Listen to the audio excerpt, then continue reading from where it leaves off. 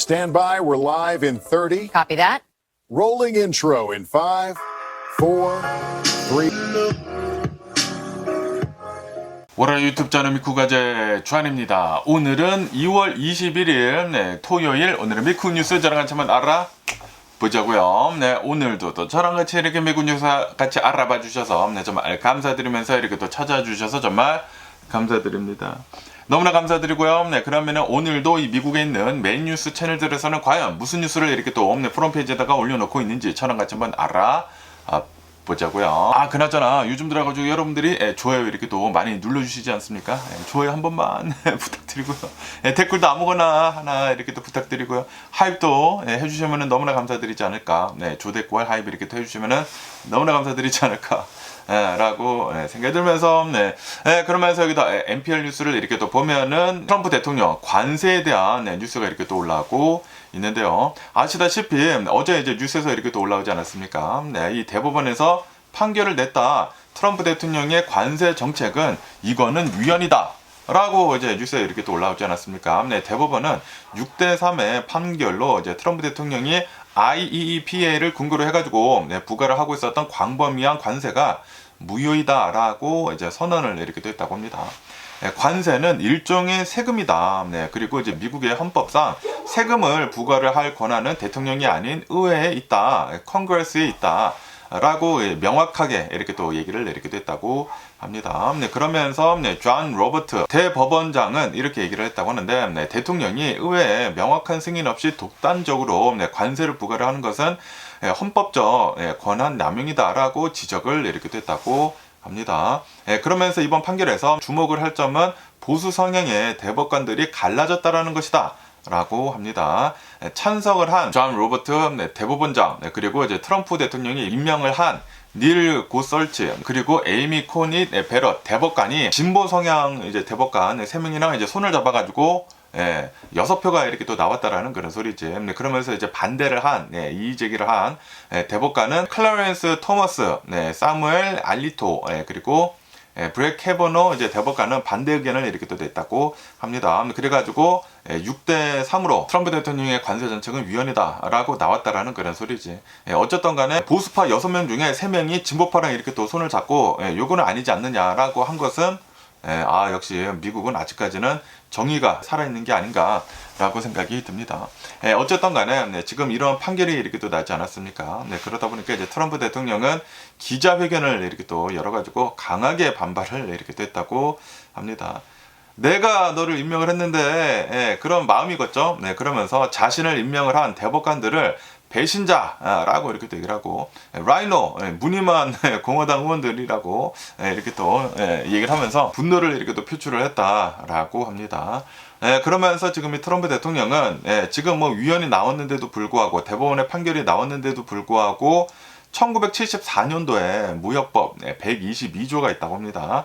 그리고 뭐 또 다른 법적 근거를 이제 동원을 해가지고 10%의 보편적 관세를 즉각 다시 추진을 하겠다라고 우선 처음에는 이제 선언을 이렇게 했다고 합니다. 하지만 이 조항을 이렇게 또 본다고 하면은 150일이라는 그 기한의 제한이 이렇게 또 있다.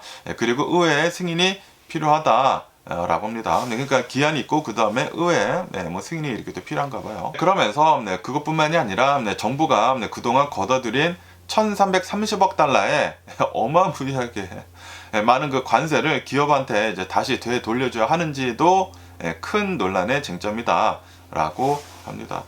대법원은 아직 환불 방식에 대해 가지고 구체적으로 이제 언급을 하지 않았기 때문에 아마 이제 하급 법원에서 치열한 법적 공방이 이어질 것으로 이렇게 또 보여주고 있다 라고 합니다. 그러면서 또 이제 계속해가지고 이제 트럼프 대통령 그리고 이제 관세에 대한 뉴스가 이렇게 또 올라오고 있는데요. 트럼프 대통령이 이제 새로운 관세를 이제 도입을 이렇게 또 하려고 하고 있지 않습니까? 그러면서 이제 새로운 그 관세는 이 플랜 B라고 이렇게 또 해가지고 1974년도에 무역법 122조이다 라고 합니다. 섹션 122가 이제 무엇인지 하고 이렇게 또 보면은 미국의 헌법상 관세 권한은 의회에 있지만 하지만 밸런스 오브 페이먼트 위기, 그러니까 이제 국제 수지 위기와 같은 그런 이제 경제적 비상 상황에서는 대통령이 일시적으로 관세를 부과를 할 수 있도록 허용을 하는 그런 조항이다 라고 합니다. 그리고 이것은 닉슨 대통령 시대 때 이렇게 제정이 된 것이다 라고 합니다. 그러면서 이제 트럼프 대통령이 왜 이 법을 선택을 이렇게 했냐면은, 대법원이 이제 금지를 하지 않았습니까? IEEPA, 이 관세를, 이거를 이용을 해가지고 관세 부과를 이렇게 또 하는 게, 이제 막히다 보니까 관세 부과 목적에 더 직접적인 법이기 때문에 이 섹션 122가, 그래가지고 이거를 이제 선택을 이렇게 한 것 같다라고 합니다. 하지만 이제 몇 가지 제약이 있다라고 하네요. 트럼프 대통령은 전에는 뭐 IEPA 그 법을 이렇게 또 이용을 해가지고 관세를 매길 때에는 막 엄청나게 아무렇게나 이렇게도 매기지 않았습니까? 뭐 100%도 매기고 뭐 150%도 매기고, 좀 이제 상상을 할 수가 없는 그런 관세를 이렇게 또 매겼었는데, 하지만 이 섹션 122는 최대 관세율이 수입품 가격의 최대 15%만 부과를 이렇게 딸 수가 있다라고 합니다. 그러니까 15% 이상 관세를 이제 못 매긴다라는 그런 소리지. 그리고 이제 적용 기간은 대략 한 5개월 정도, 150일 정도라고 한다고 하고요. 그리고 연장 조건은 반드시 의회의 승인이 필요하다라고 하네요. 150일 뒤에는 그 의회의 승인이 이제 필요하다라는 그런 소리지. 그러면서 이 섹션 122에 그 목적은 미국의 심각한 무역 적자 해결을 하고, 그리고 이제 달러 가치 하락을 방지를 하는 그런 이제 목적이다라고 하네요. 이거를 이유로 들어가지고 5개월 동안 최대 15%의 관세를 매길 수가 있다라는 그런 소리지. 그러면서 이제 트럼프 대통령은 이 법을 통해 가지고 전 세계 모든 국가에다가 우선 처음에 얘기했을 때는 10%의 보편적 관세를 다시 부과를 할 예정이다. 라고 이 기사에서 이렇게 또 올라오고 있는데, 그러면서 또 이제 시간을 이제 버는 것이다. 이제 섹션 122는 150일간만 이렇게 또 하는 것이기 때문에, 그러면서 그 사이에 세션 301이 있다고 합니다. 불공정 무역 조사, 아니면은 섹션 232가 이렇게 또 있다고 하는데, 국가 안보 위협, 이런 것들을 이렇게 또 끌어다가 더 장기적이고 강력한 관세로 갈아타려고 하는 그런 전략을 하고 있는 것 같다라고 합니다. 그러면서 이제 트럼프 대통령은 대법원의 판결에 굴복을 일으키기도 하지 않고, 나는 여전히 관세를 부과를 할 권한이 있다라는 것을 지금 시장이랑 그리고 교육국들한테 보여주려는 그런 의도가 굉장히 강력하다라고 합니다. 그러면서 여기도 알자지라 뉴스를 이렇게 또 본다고 하면은, 어제 처음에 이제 대법원 판결이 그렇게 나왔었을 때, 이거는 이제 불법이다 하니까 이제 트럼프 대통령이 섹션 122를 이렇게 또 가지고 10%를 이렇게 또 매기려고 했었는데, 그런데 여기 이 뉴스를 이렇게 또 본다고 하면은 트럼프 대통령은 10%가 아니라 섹션 122의 최대치인 15%의 보편적 관세를 매기겠다라고 이렇게 얘기를 했다고 합니다. 대법원이 기존의 관세를 이렇게 또 무효를 이렇게 또 하다 보니까 트럼프 대통령은 자신의 트루스 소셜에다가 미국을 수십 년간 착취해온 다른 나라들에 대해 가지고 법적으로 허용된 최대치인 15%로 관세를 높이겠다라고 선언을 이렇게 또 했다고 합니다. 그러면서 즉각적으로 시행을 하겠다라고 이렇게 또 했는데, 그 즉각적인 것은 2월 24일 0시부터 이제 발효가 될 것이다 라고 합니다. 그리고 이제 아까 전에도 이렇게 또 말씀드렸다시피 1974년도에 무역법 122조를 이렇게 또 써가지고 150일 동안 15%의 관세를 매길 것이다라는 그런 소리지. 그러면서 이제 국가별로 이제 반응이 이렇게 또 있다고 하는데, 우선 한국을 이렇게 또 봐야지 않습니까? 한국을 이렇게 또 보면은 긍정적인 그런 측면이 이렇게 또 있다라고 합니다. 이제 작년 11월을 이렇게 또 본다고 하면은 한미 전략 무역 협정 덕분에 반도체, 화학, 제약 분야에서는 15%보다 더 낮은 관세를 유지를 이렇게 또 할 수 있어가지고 상대적으로 유리하다라고 합니다. 하지만 부정적인 그런 측면도 이렇게 또 있다고 합니다. 자동차 25%를 지금 맡고 있고요. 그리고 이제 철강을 50% 이렇게 또 맡고 있기 때문에 이번 판결과 무관한 섹션 232 관세를 그대로 적용을 이렇게 또 받아가지고 이것에 대해서는 자동차나 철강에 대해서는 여전히 부담이 크다라고 합니다. 우선 이제 한국 정부는 기존의 무역 협정 내용을 재검토를 이렇게 하겠다라고 이제 밝혔다고 하네요.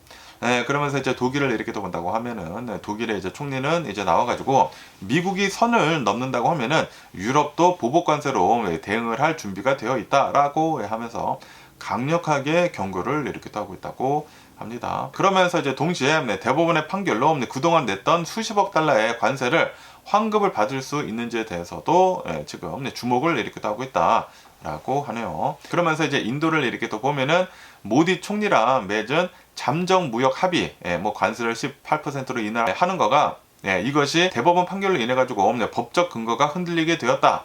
라고 합니다. 인도 대표단은 협상을 잠시 중단을 하고 대법원의 최종 결정을 지켜보겠다 라는 그런 입장이다라고 하네요. 그러면서 이제 중국을 이렇게 또 본다고 하면은 중국은 지금 루나 뉴 이어이지 않습니까? 춘절 연휴 기간이라 공식 반응은 아직은 별로 나온 것은 없다. 하지만 기존에 36%에 달했었던 실질 관세율이 이번 판결로 인해 가지고 약 21% 수준으로 낮아질 것으로 이제 보여지고 있어가지고 중국은 오히려 더 좋은 그런 상황을 이렇게 또 맞이를 했다라고 하네요. 경제 회복의 기회로 지금 이렇게 또 보고 있다라고 합니다. 어쨌든 간에 이제 트럼프 대통령이 섹션 122를 이렇게 또 꺼냈는데 그런데 이제 150일 뒤에 이 의회 승인이 이제 필수이다. 그렇기 때문에 이게 과연 잘 될지 그게 또 이제 관건이라고 하는데 그런데 122 이것뿐만이 아니라 또 다른 뭐 섹션 뭐 여러 가지 있지 않습니까? 그런 것들로 아마 갈아타지 않을까라고 이렇게 또 보여주고 있다고 합니다. 어쨌든 간에 우선적으로 이 대법원에서 IEPA를 이렇게 또 이용을 해가지고 관세를 매긴 것에 대해 가지고 이거는 헌법에 어긋난다라고 이제 판결을 이렇게 또 내리지 않았습니까? 그러다 보니까 이제 미국에 있는 수많은 기업들은 이미 낸 관세를 돌려받기 위해 가지고 수천 건의 소송을 제기를 할 것으로 이제 보여주고 있다라고 하네요.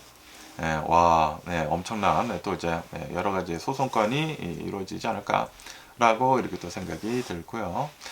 그러면서 여기다 비즈니스 인사이더를 이렇게 또 본다고 하면은 또 이제 ADU에 대한 뉴스가 이렇게 또 올라오고 있는데요. 액세서리 이제 디월링 이제 유닛이라고 이렇게 또 해가지고 그 집 뒷뜰에다가 조그마한 그 별채 같은 거 이렇게 또 짓는 거 있지 않습니까? 그 얘가 이렇게 기사에 이렇게 또 올라오고 있는데. 캘리포니아에 어떤 이제 26살 이제 교사가 있다고 합니다. 여성분이신데 미아 코리포라고 하는 이제 여성분이라고 한다고요. 그러면서 이제 장소는 이제 캘리포니아 요세미티 국립공원 인근에 있는 부모님 소유의 땅이다. 그래가지고 이 여성이 ADU를 여기다가 이렇게 또 지었다고 합니다. 프로젝트가 한 748 스퀘어피트 규모의 ADU를 이제 건축을 이렇게 했다라고 합니다.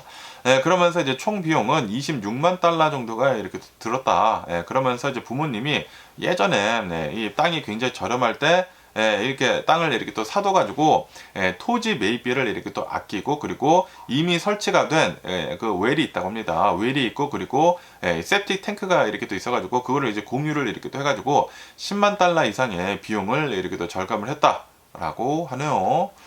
요즘 들어가지고 이제 캘리포니아 같은 곳을 이렇게 또 간다고 하면은 집이 이렇게 또 모자르지 않습니까? 그러다 보니까 부모님 집 뭐 뒷뜰 뭐 땅 거기에다가 이 집을 이렇게 또 지을 수가 있다고요. 집이 하도 이제 모자르다 보니까 이런 법이 이렇게 또 있다고 하는데 ADU를 이제 만들 수가 있어요. 별채 같은 것들을 이게 조그만 거, 집 같은 것들을 뒤에다가 이렇게 또 만들 수가 있다고요. 그러면서 26만 달러를 들여가지고 이제 집을 748 스퀘어피트짜리 이렇게 또 지었는데 구조가 이제 침실이 2개라고 하고요. 욕실이 2개, 세탁실까지 있다. 그러면서 이제 요세미티가 이제 바로 뒤에 있는 곳이기 때문에 이제 자연이랑 이렇게 또 어울리는 다크 그린의 외관 이렇게 또 하고 뭐 덧치도 이렇게 또 해가지고 여기 이제 사진에서 이렇게 또 보시다시피 이 집을 이렇게 또 지었다고 합니다. 그러면서 이제 예산을 아끼기 위해 가지고 페이스북 마켓플레이스 있지 않습니까? 한국에는 뭐 당근 마켓이 있지 않습니까? 미국에는 이제 페이스북 마켓플레이스에서 중고 자재를 구하고 이제 벽난로 설치 같은 것들은 직접 DIY 있지 않습니까? Do it yourself를 이렇게 또 했다라고 합니다. 그러면서 이제 경제적인 이득이 이렇게 또 생기는 것이지 않습니까? 이제 26만 달러 정도를 대출을 받아서 이렇게 또 했나 봐요. 그래서 대출 상환은 이제 월 모기지 대략 한 2,000달러 정도가 된다라고 합니다. 그러면서 이 여성이 또 이제 여동생이랑 같이 이제 거주를 이렇게 또 하고 있다고 하네요. 그래서 1,000달러씩 이제 부담을 이렇게 또 하면서 그러면서 이곳에 있는 인근 지역의 평균 월세 2,500달러보다 1인당 1,500달러 정도 이제 저렴한 수준이다라고 합니다. 만약에 이 근처에서 이렇게 또 산다고 하면은 1인당 뭐 대략 한 2,500달러도 이제 들 수도 있는데 이제 같이 삶으로 해가지고 그리고 이제 부모님 땅 뒤에다가 이렇게 또 지음으로 해가지고 굉장히 싸게 지금 살고 있다라는 그런 소리지. 그러면서 나중에 이사를 가더라도 이 ADU를 에어비앤비나 뭐 장기 렌트로 이렇게 또 돌려가지고 수익 창출이 가능하다라고 합니다. 지금 캘리포니아를 이렇게 또 본다고 하면은 ADU에 관련을 해가지고 법을 계속 완화를 이렇게 또 하고 있다라고 합니다. 750 스퀘어피트 미만으로 이제 지으면은 여러 가지 뭐 공과금 같은 것들이 이렇게 또 면제가 된다고 하네요. 그래가지고 비용을 이제 많이 아낄 수가 있다라고 합니다. 뭐 이런 것도 굉장히 좋은 아이디어가 아닌가라고 이렇게 또 생각이 들고요. 근데 이제 땅이 뒤에 좀 이제 넓어야 되겠죠. 이런 것도 이렇게 또 있고요. 그러면서 여기다 폴비스 뉴스를 이렇게 또 본다고 하면은 비트코인에 대한 뉴스가 이렇게 또 올라오고 있는데요. 이 비트코인에 대한 규제가 이제 풀리려고 이렇게 또 하고 있다라는 그런 뉴스가 이렇게 또 올라오고 있네요. 지금 이 트럼프 대통령 행정부가 클래리티 그 액트가 있다고 합니다. 이게 의회를 통과를 할 가능성이 굉장히 높아졌다라고 합니다. 그 폴리마켓 그 예측 플랫폼에서 이 클래리티 액트가 통과를 할 확률이 70%에서 90%대까지 이렇게 또 치솟았다라고 하네요. 그래서 이 법안이 이제 무엇인지 하고 이렇게 또 보면은 이 법안이 통과가 된다고 하면은 암호화폐 시장의 구조가 법적으로 명확해지면 그러면서 그동안 규제 때문에 망설였던 기관 투자자들의 자금이 아마도 비트코인으로 유입이 될 수가 있다. 라고 합니다. 그러면서 리플 CEO는 나와가지고 이 법안이 4월 말까지 이제 통과가 될 확률이 90%이다 라고 이렇게 또 얘기를 하고 있다고 하고요. 그리고 이제 코인베이스 CEO도 업계, 은행, 소비자 모두한테 윈윈이 되는 그런 액트가 될 것이다. 그런 법안이 될 것이다. 라고 얘기를 이렇게 하고 있다고 하고요. 그리고 골드만삭스 CEO는 규칙 기반의 시스템을 법제화하는 것은 매우 중요한 일이다. 라고 이렇게 또 얘기를 이렇게 또 했다고 합니다. 어쨌든 간에 지금 이 비트코인을 이렇게 또 본다고 하면은 비트코인은 작년 10월 달에 최고점 12만 6천 달러 대비해가지고 보면은 많이 내려간 상태이다. 지금 현재는 한 6만 7천 달러 정도를 기록을 이렇게 하고 있다고 하네요. 이더리움은 1,900달러 정도를 지금 기록을 이렇게 하고 있다고 하고 어쨌든 좀 이제 많이 떨어지기는 떨어졌지만 회복세를 지금 보이고 있다라고 하네요. 그런데 이제 모든 분석가가 이것에 대해서 이제 낙관적인 것은 아니다라고 하네요.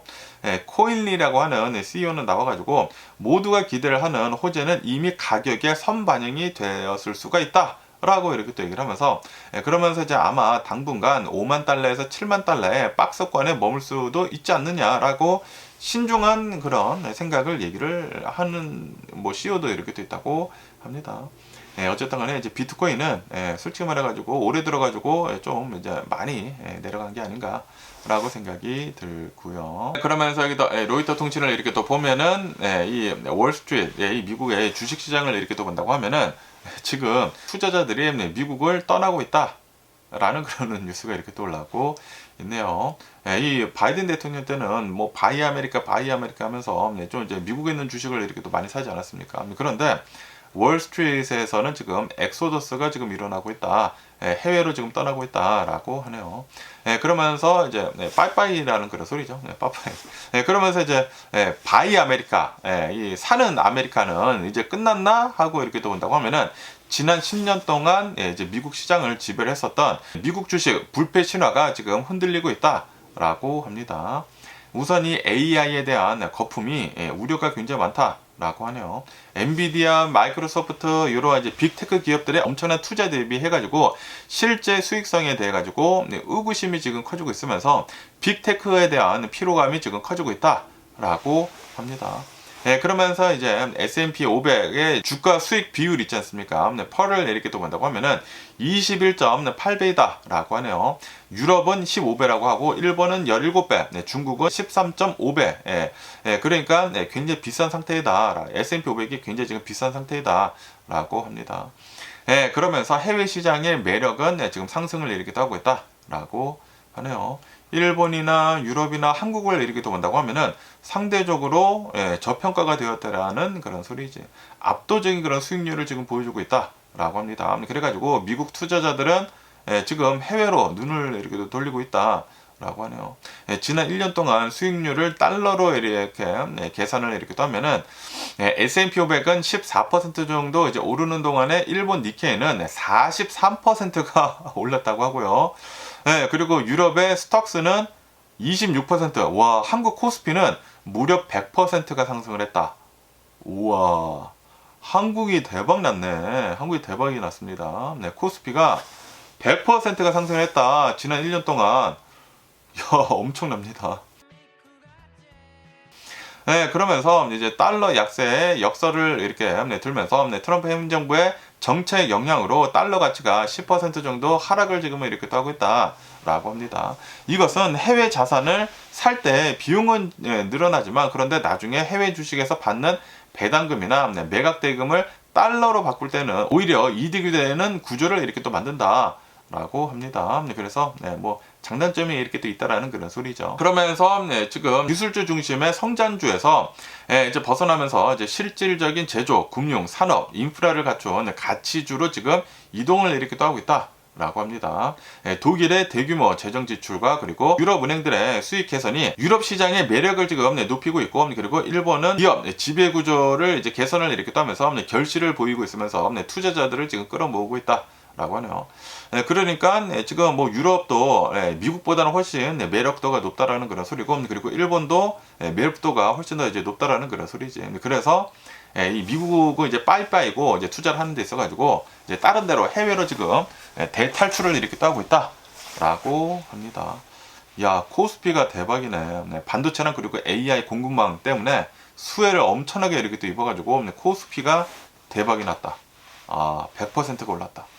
야, 한국에다가 투자를 했어야 했네요. 이런 뉴스가 이렇게 또 올라오고 있고요.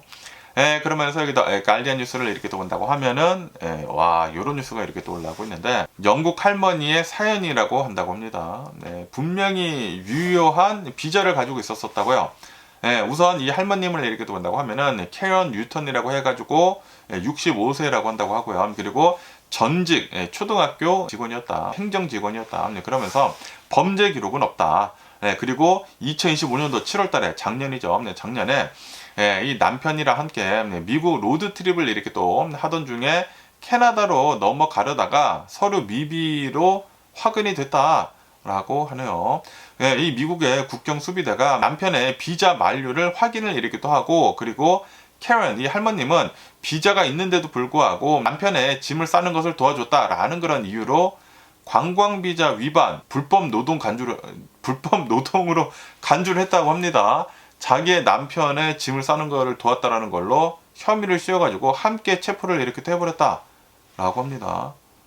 와, 이거는 좀 너무 심하네. 이거 백인 영국 할머니인데. 그러면서 이제 진짜 가혹한 대우를 이렇게 또 받았다고 하는데, 손목과 그리고 이제 발목에 수갑이 채워졌다. 족쇄가 채워진 채 12시간 동안 이송이 되었다. 12시간 동안 어디로 이송이 됐대요. 그러면서 이제 워싱턴주 타코마에 있는 노스웨스트 아이스 프로세싱 센터에 6주간 억류가 되어 있었다.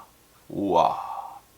그리고 60대 나이에 한 달 동안 딱딱한 감방의 바닥에서 잠을 자야 했다. 침대도 아니고, 와, 이 바닥에서 6주 동안이나 억류가 됐다고 합니다. 그러면서 외부와 이제 차단이 되어가지고 밤낮을 구분을 하기가 힘들었고, 그리고 가족과 연락조차 못 돼가지고 몇 주간 차단이 되었다라고 합니다. 와, 이거는 너무 심하다. 와, 이 할아버님이 참 비자가 없다고 하더라도 이렇게까지 해야 되나. 그리고 할머님은 비자가 있는데도 불구하고 남편 짐 싸는 거 도운 거를 불법 노동으로 간주를 했대요. 아무거나 너무 막 뒤집어 씌우는 게 아닌가 생각이 들기도 하고. 그러면서 이 아이스는 구금을 빨리 끝내고 싶으면은 잦은 출국 서류에 서명을 해라라고 압박을 이렇게 또 했다고 합니다. 빨리빨리 나가고 싶으면 여기다가 사인을 해, 셀프 리무브를 해, 그러면은 막 얘기를 했다고 해요. 그러면서 이 프로그램을 이렇게 본다고 하면은 스스로 떠나는 사람에게 정부가 이제 비행기 표랑 그리고 $1,000 정도의 퇴거 보너스를 주는 그런 제도이다 라고 합니다. 트럼프 대통령이 1월 21일 얼마 전에 이제 트럼프 대통령 취임 1주년 기념으로 해가지고 보너스를 $2,600로 인상을 이렇게 됐다고 합니다. 그러면서 이제 아이스 요원들에 대한 인센티브의 의혹도 이렇게 또 있다라고 합니다. 카레는 수용소 가드들로부터 이렇게 들었다고요. 아이스 요원들이 한 명을 억류를 할 때마다 보너스를 받기 때문에 무고한 관광객까지 지금 억류를 한다라는 그런 이야기를 반복해서 들었다라고 주장을 이렇게 했다고 합니다. 아이스 측은 이거를 이제 공식적으로 이제 부인을 이렇게 하고 있다고 하는데, 야, 이거는 좀 그렇지 않나요? 그럼 미국으로 누가 관광을 오려고 할까요? 그러면서 지금 현재 상황을 이렇게 또 본다고 하면은 11월 초에 석방이 돼가지고 영국으로 지금 돌아갔다고 합니다. 돌아가기는 갔는데, 자기 짐은 돌려받지도 못하고 신용 점수 하락 등 경제적 피해를 굉장히 많이 입었다. 라고 합니다. 그러면서 2025년도 작년 한 해 동안에 미국의 외국인 관광객은 450만 명이 감소를 이렇게 또 했다. 라고 합니다. 이로 인해 가지고 손실액은 125억 달러로 추정이 된다. 라고 하네요. 그러면서 이제 카렌 할머니가 지금 이 경고를 이렇게 하고 있는 것이 트럼프 대통령이 집권하는 그런 동안에는 미국에 그냥 가지 말아라. 누구한테나 일어날 수 있는 그런 일이다.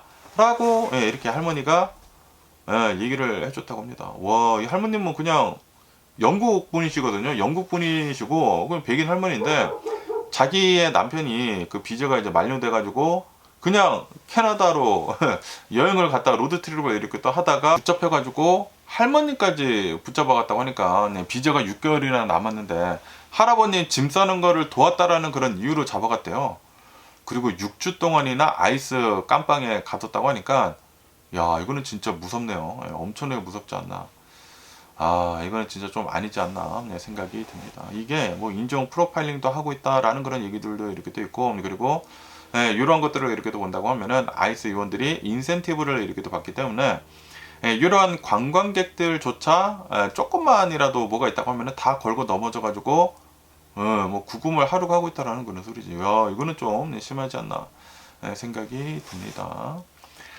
그러면서 여기다 CBS 뉴스를 이렇게 또 본다고 하면은 지금 미 동부가 이 겨울 폭풍으로 인해 가지고 지금은 아닌데 조만간 난리가 날 예정이다라는 그런 뉴스가 이렇게 또 올라오고 있네요.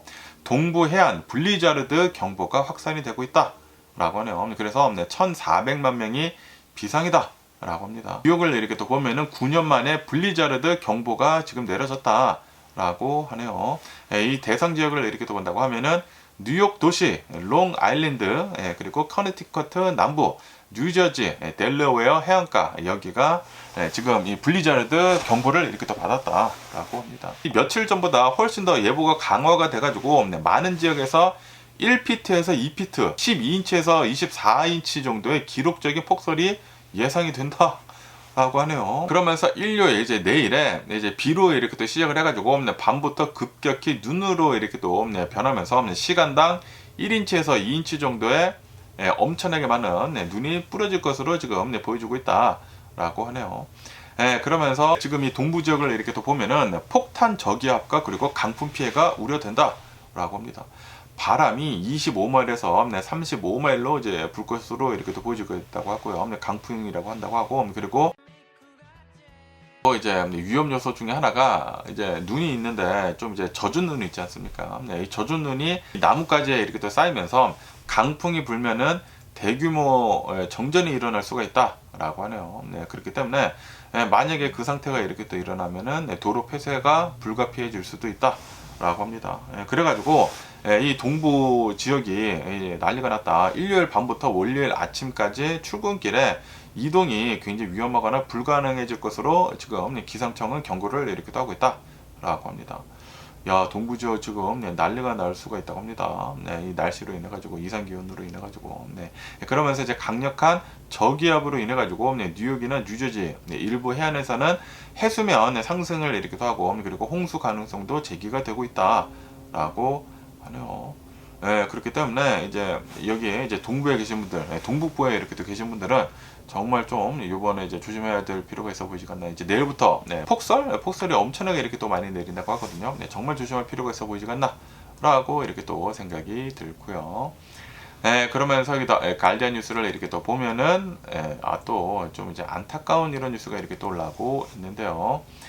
이 연방 요원의 총격으로 미국 시민이 사망을 했다. 그런데 이게 11개월 동안이나 은폐 의혹이 있다라고 하네요. 11개월 동안이나 아마 감춘 것으로 이제 보여주고 있다라고 합니다. 그러면서 무슨 사건인지 하고 이렇게 또 보면은 우선 이제 희생자는 루벤 말티네스라고 하는 23살 미국 시민권자이다 라고 합니다. 그러면서 이제 언제 일어났냐면은 2025년도 작년 3월 15일 자정 무렵에 텍사스주에 있는 사우스 파드레 아일랜드에 있는 이곳에서 이렇게 또 일어났다. 그러면서 친구랑 생일 축하를 이렇게 또 하면서 이제 여행을 이렇게 또 갔다고 합니다. 그러면서 이 교통 통제를 하고 있었던 이 국토안보수사국 이 HSI 아이스는 아니고 뭐 비슷하죠. 국토안보수사국 요원들이랑 이제 대치를 이렇게 또 하다가 총격을 받고 사망을 했다라고 합니다. 그러면서 지금 그 핵심 논란이 이제 무엇이냐면은 DHS에서 이 국토안보부에서 침묵을 하고 은폐를 한 게 아니느냐라는 그런 의혹이 지금 나오고 있다고 합니다.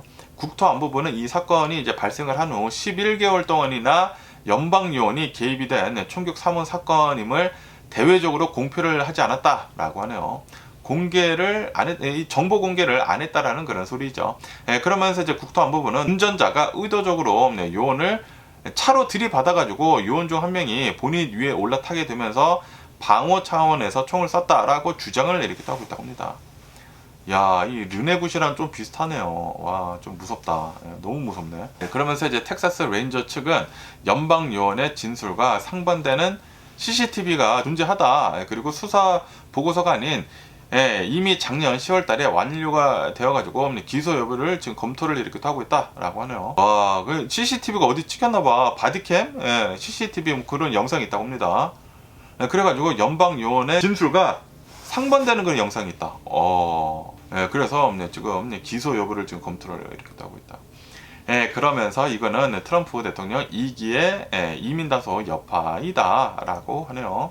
이번 사건은 트럼프 대통령 2기 출범 이후에 발생을 한 최소 6건의 연방요원 총격 사망 사건 중에 가장 이른 시기에 발생을 한 것으로 지금 알려지고 있다라고 하네요. 그러니까 르네굿이나 이 알렉스 프레티가 이제 사망한 것보다 엄청나게 예전에 벌써 이러한 상황이 발생을 이렇게 했다라는 그런 소리지. 그러면서 이제 국토안보부 팀은 당시에 지역 경찰과 합동으로 이민단속 작전을 이렇게 또 수행을 하고 있었는데, 그런데 정작 이제 총격을 당한 운전자와 동승자는 모두 미국 시민권자였다라고 하네요. 그러니까 이 아이스 이민단속, 국토안보부 이민단속 이게 좀 너무나 또 이제 무차별적으로 지금 이루어지고 있다라는 그런 소리지. 좀 이제 너무나 안타까운 이런 또 이제 사건이 일어난 게 아닌가라고 생각이 듭니다. 그러면서 또 얘기 뉴스를 이렇게 또 보면은 미국하고 이란에 대한 뉴스가 이렇게 또 올라오고 있는데요. 지금 미국하고 이란은 군사적 충돌 위기에 있다라고 하네요. 트럼프 대통령은 10일 안에 결단을 내라라고 이렇게 또 얘기를 이렇게 또 하지 않았어요. 최후 통첩 같은 거를 이렇게 또 얘기를 했거든요. 그러면서 이 기간 내에 협의점을 이제 찾지 않는다고 하면은, 진전이 없다고 하면은 really bad thing happen이라고 이렇게 또 얘기를 이렇게 또 했다고 합니다. 그러면서 이제 전문가들은 트럼프 대통령이 이미 막대한 군사력을 이 중동에다가 집결을 이렇게 또 시켰기 때문에 이란이 굴복을 하지 않는다고 하면은, 그러면은 트럼프 대통령은 이 군사력을 물릴 수가 없다라는 그런 소리지. 해면을 잃게 된다라는 그런 소리죠. 그렇기 때문에 지금 전문가들이 이렇게 분석을 하고 있다고요. 성과가 없는 철군은 없다라고 그렇게 전문가들은 이렇게 또 보고 있다고 합니다.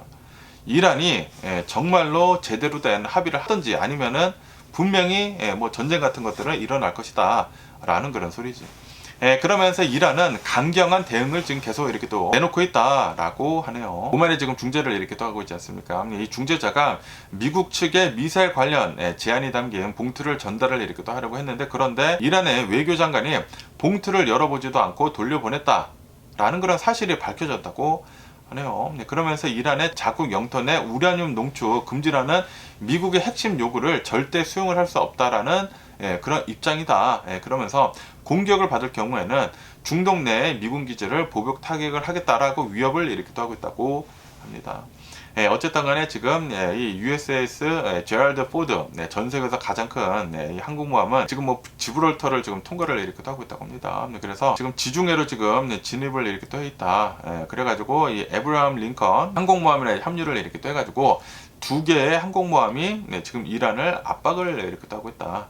라고 합니다. 그러면서 이제 미군 관계자들의 이제 말에 따른다고 하면은 모든 공군이나 이제 해군의 자산의 배치는 3월 중순경으로 완료가 될 예정이다. 라고 합니다. 그러면서 또 여기도 CNBC 뉴스를 이렇게 또 보면은 또 이제 많은 사람들이 걱정을 이렇게 또 하고 있는 것이 전면전으로 가면 어떡하느냐. 이게 또 전쟁이 또 너무 커지면은 큰일 나지 않습니까? 주식시장도 뭐 널뛰기가 되고 오일 가격도 뭐 널뛰기가 되고 그러다 보니까 여기 뉴스에서 이렇게 또 보면은 트럼프 대통령이 제한적인 군사 타격을 아마 할 것으로 이렇게 또 보여주고 있다. 트럼프 대통령이 이란에 대해 가지고 리미티드 밀리터리 스트라이크를 지금 고려 중이다라는 그런 소식이 이렇게 또 올라오고 있다고 합니다. 트럼프 대통령 10일 안에 이제 결단을 내리겠다라고 이렇게 얘기를 하고 있는데 그런데 아까 전에도 이렇게 또 말씀드렸다시피 이란도 지금 입장을 굽히고 있지 않아가지고 그러면서 이번 주에만 유가는 5% 정도 상승을 이렇게 됐다. 라고 합니다. 그러면서 이제 WTI를 이렇게 또 본다고 하면은 배럴당 66달러를 기록을 했다고 하고요. 그리고 이제 브렌트유는 71달러를 이제 기록을 이렇게 하고 있으면서 그러면서 만약에 진짜로 전쟁이 일어나게 된다고 하면은 배럴당 100달러를 바로 돌파를 할 수 있다라는 그런 전망도 이렇게 또 올라오고 있다고 합니다. 특히 이제 호르무즈 해협을 이렇게 또 본다고 하면은 여기가 또 이란 근처고 이렇게 또 그러다 보니까 이 전 세계 해상 원유 물동량의 20%에서 30%가 통과를 하는 그런 핵심 통로이다. 그렇기 때문에 만약에 전쟁이 일어나가지고 이란이 보복의 수단으로 이 해협을 봉쇄를 이렇게 하게 된다고 하면은 에너지 글로벌 공급망은 마비가 될 것이다. 그러면은 이 에너지 가격이 미친 듯이 올라갈 수가 있다라는 그런 소리죠. 어쨌든 간에 지금 이 이란 근처에다가 이 중동에다가 엄청난 병력을 지금 집결을 이렇게 또 시키고 있지 않습니까? 그러면서 이거는 2003년도 이라크 침공 이후에 최대 규모의 공군 그리고 해군력이 집결을 이렇게 하고 있는 것이다 라고 합니다. 와 어떻게 될는지 계속 한번 뉴스를 보면 좋을 것 같은데 그런데 전쟁을 좀 안 일어났으면 하는 그런 바람이네요. 그러면은 또 얘기 뉴스 이제 블룸버그 통신을 이렇게 또 본다고 하면은 블루 아울이라고 해가지고 어제 또 이제 뉴스에 많이 이렇게 또 올라오고 있지 않았었습니까? 사모펀드가 뭐 위험하다라는 그런 얘기들이 어제 이렇게 또 많이 나오지 않았었습니까? 블루 아울의 이제 비상장 뭐 사모대출 펀드 여기에서 지난해부터 이제 자금 회수 요청이 쏟아졌다라고 하네요. 투자자들에게 돌려줄 현금이 이렇게 또 필요해지다 보니까 보유를 하고 있었던 대출 채권 14억 달러어치를 시장에 내놓았다라고 합니다. 그러면서 액면가의 99.7%라는 매우 높은 가격에 이렇게 또 팔렸다. 라고 합니다. 그러다 보니까 이 블루 아울 장부에 기재를 한 가치가 정확하다라는 것을 증명을 하는 전략적 움직임으로 이렇게 또 보여주고 있다. 라고 합니다. 그러면서 이제 누가 샀는지 하고 이렇게 또 보면은 일방적인 시장 매수자가 아니라 장기 투자가 가능한 대형 연기금과 그리고 블루아울이 직접 관리를 하는 보험사가 이 물량을 받아냈다. 라고 합니다. 그러면서 이제 칼 펄스라고 이렇게 또 해가지고 캘리포니아 이제 공무원 연금에서 이거를 이렇게 또 샀다고 하네요. 그리고 코메르스 BCI라고 이렇게 또 해서 뭐 캘리포니아 대형 연기금들이 이거를 이렇게 또 샀다고 하고 그리고 후바레라고 이렇게 또 해가지고 블루아울이 2024년도에 인수를 한 자체 보험 자산 운용 부분이다. 여기에서 이렇게 또 많이 이렇게 또 샀다. 결국 이제 자기가 운영을 하는 보험회사의 돈으로 자기의 펀드의 매물을 사준 셈이 돼가지고 지금 업계의 주목을 이렇게 또 받고 있다. 라고 하네요. 그러다 보니까 이게 좀 투명성의 문제도 있지 않느냐라는 그런 얘기들이 이렇게 또 있다고 합니다. 바클레이즈 이제 분석가들은 이러한 거래 방식이 위험할 수가 있다라고 경고를 이렇게 또 하고 있다고 하네요. 공개가 된 이제 펀드에 있었던 자산이 상대적으로 감시가 덜한 보험사나 복잡한 금융 구조로 이제 넘어가게 된다고 하면은 리스크가 숨겨질 수가 있다. 라고 하네요. 네.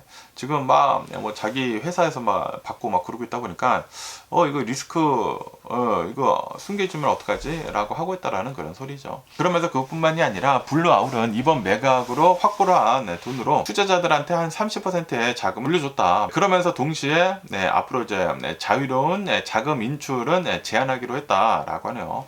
사실상 펀드가 청산 모드에 들어간 것으로 해석이 되고 있다. 라고 하네요. 그래도 청산 잘 해가지고 피해를 최소화하면은 좋지 않을까라고 생각이 들고요. 그러면서 또 얘기 뉴스를 이렇게 또 본다고 하면은 이제 미국의 그 지난 4분기 GDP가 이렇게 또 나오지 않았습니까? 지난 4분기 GDP가 1.4%만 이렇게 또 성장을 해가지고 미 연방정부가 셧다운을 이렇게 또 함으로 해가지고 어닝 쇼크가 이렇게 또 났다라고 합니다. 예상치 2.5%에서 1.4%만 이렇게 또 나오다 보니까 너무나 좀 안 나왔다라는 그런 소리지. 그러면서 2025년도 연간 성장률은 2.2%이다. 라고 합니다. 2024년도 2.8%에 비해 가지고 많이 둔화를 이렇게 또 했다라는 그런 소리지. 그러면서 이제 군원 PC 물가 지수를 이렇게 또 보면은 3%가 이렇게 또 나옴을 해가지고 여전히 연준의 목표치인 2%를 상회를 이렇게 또 하고 있다라고 합니다.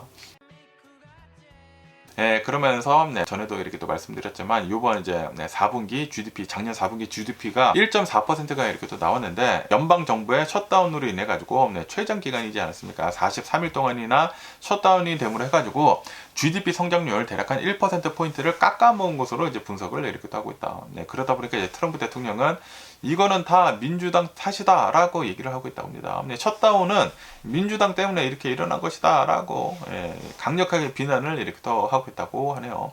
민주당이 주도를 이제 셧다운을 이렇게 또 했기 때문에 이렇게 우리가 힘든 것이다라고 얘기를 이렇게 또 하고 그러면서 트럼프 대통령은 GDP가 이렇게 또 이제 나오기도 전에 셧다운 때문에 GDP가 최소 2% 포인트 손해를 봤다라고 그렇게 얘기를 이렇게 또 했다고 하네요. 그러면서 이제 제롬 파월 의장까지 너무 늦은 파월이라고, too late 파월이라고 이렇게 또 부르면서 금리나 빨리 해라라고 이제 더 압박을 이렇게 또 했다고 합니다. 어쨌든 간에 뭐 긍정적인 신호도 이렇게 또 있다고 합니다. AI 붐으로 인해 가지고 이 기업의 직접 재산이나 장비 투자가 3.8%가 증가를 이렇게 또 해가지고 경제를 지금 지탱을 이렇게 또 하고 있다. 라고 합니다. 하지만 부정적인 신호도 이렇게 도 있다고요. 소비자 지출이 3.5%에서 2.4%로 둔화를 이렇게 또 했다. 연말 셧다운 여파로 인해 가지고 연방정부 지출은 16.6%나 급락을 이렇게 또 해가지고 지난 4분기에 좀 여러 가지 부정적인 신호도 이렇게 또 있었었다라는 그런 소리죠. 앞으로 어떻게 될는지 이제 셧다운이 없었으니까 이번 1분기는 어떻게 될는지 계속 한번 뉴스를 지켜보면 좋을 것 같습니다. 그러면서 또 얘기 뉴스를 이렇게 또 보면은 또 이제 워렌 버핏이 또 중요하지 않습니까? 투자의 규제, 워렌 버핏, 버크셔 해서웨이에 대한 뉴스가 이렇게 또 올라오고 있는데요. 이 기사를 이렇게 또 본다고 하면은 버크셔 해서웨이에서 이제 마지막으로 CEO로 있었었던 이 워렌 버핏이 마지막 분기를 어떻게 보냈는지에 대한 그 기사가 이렇게 또 올라오고 있는데 2025년도 12월 31일부로 워렌 버핏은 CEO직에서 버크셔 해서웨이 CEO직에서 이제 물러나지 않았습니까? 그리고 그렉 아벨이 이 CEO 자리를 이제 물려받았죠. 물려받았으면서 그러면서 바로 그 직전까지 이 워렌 버핏은 어떠한 포트폴리오 이제 변화가 있었는지 후기자한테 어떠한 판을 이렇게 또 물려줬는지 이 기사가 이렇게 또 있습니다. 그러면서 이제 마지막까지 이 워렌 버핏은 기술주들을 매각을 이렇게 또 했다라고 합니다. 애플이랑 그리고 이제 아마존 비중을 대폭 축소를 이렇게 또 했다라고 하네요. 그러면서 이제 워렌 버핏은 애플의 지분 약 4.3% 정도를 추가 매각을 이렇게 했다라고 합니다.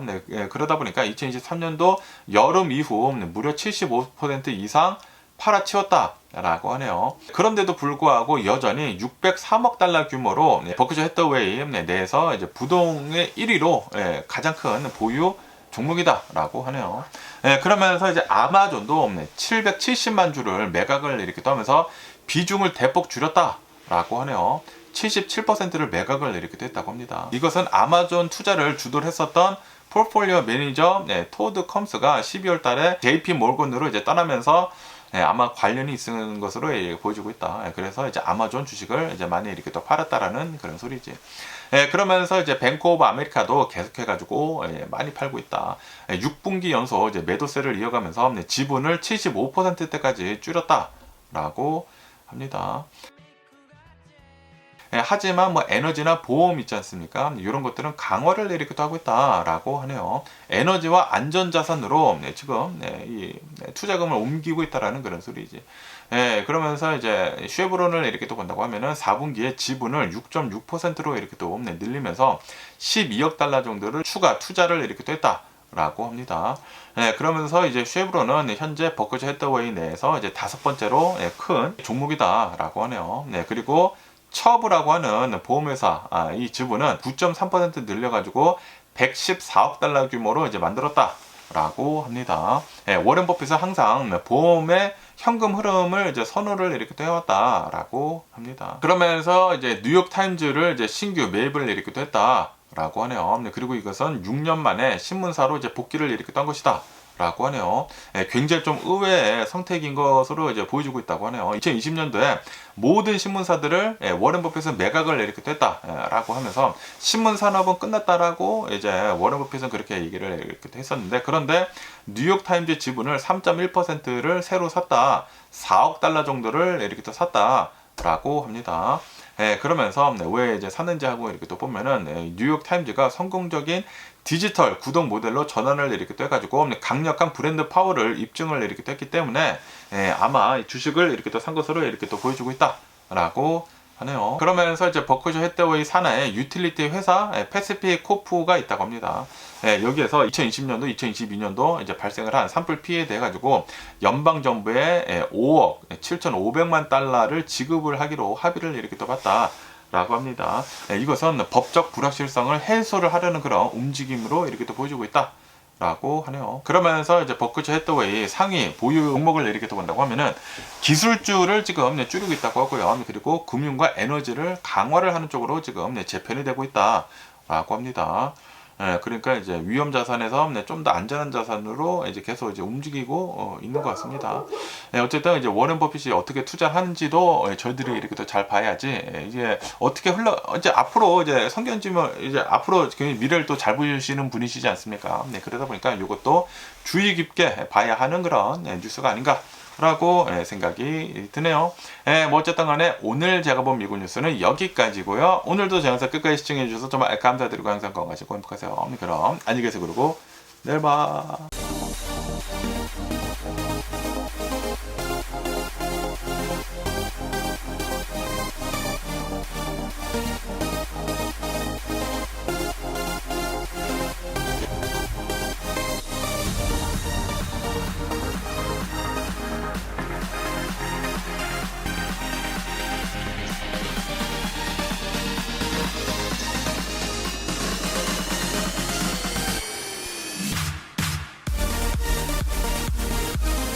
Missing someone